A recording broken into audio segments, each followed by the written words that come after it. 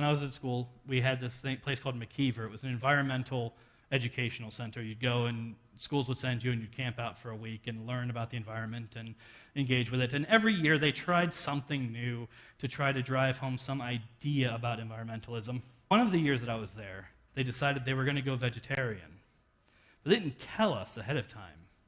So we showed up and just kind of learned that there wasn't going to be any meat all week. And so come around Tuesday, we're getting annoyed about this, and I happened to notice my cousin Troy changing the garbage. I said, you know what, let me try something. I have somebody. I know a guy. So when we left there after that meal, we were supposed to go do something else. I slipped away. I went and waited behind the kitchen, and sure enough, Troy came out a little while later, cleaning up all the last of the garbage from the kitchen. And I said, listen, man, I need your help. I need there to be some meat on the menu this week. This has to happen.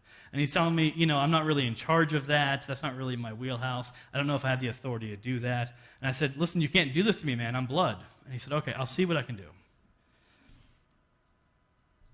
The last meal that we had there was chicken nuggets that week. And I don't know how much of that was Troy. I don't know how much he actually had influence over that or if they just kind of heard us grumbling. But what I do know is that the reason I went to him is because I knew that he was on my side.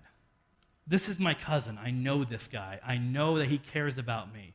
And so I felt that I could seek him out and go to him because he had proven to care. And I want to ask whether or not we are that person for the world around us. See, because when we're on mission, when we're inviting people to know Christ, we are, in fact, asking something very difficult of people. And I think we need to acknowledge that. We're asking people to see the sin in themselves and abandon all hope of fixing it themselves. And it's true that we have to confront that ourselves as well, but we have the benefit of knowing who Christ is. But we're asking strangers or people in our families or people in our work or people in our friend circles to die to themselves and spend the rest of eternity in service to a God that they don't yet know. And this may involve the loss of things and people that are dear to them. Christ tells us to count the cost for a reason. Now, the reason we do this is that we understand that what they're inviting them to is better than anything they might possibly give up. But do they trust our view of them enough to see that? Do they know that? When we participate in activities that hurt our neighbors, that hurt our friends, that hurt our families, what do we announce about God's desire concerning them?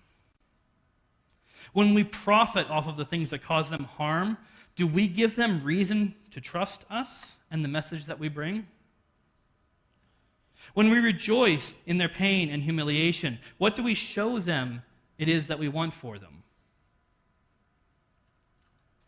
When we turn a blind eye to the suffering around us, do we convince the people around us that we mean them well?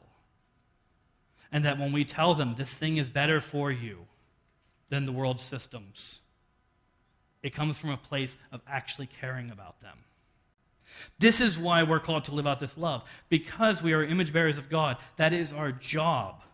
And so what we show them tells them who God is. And if what we show them is that we don't care, is that we do rejoice in their suffering, is that we're not going to act in their benefit, we tell them that God won't either.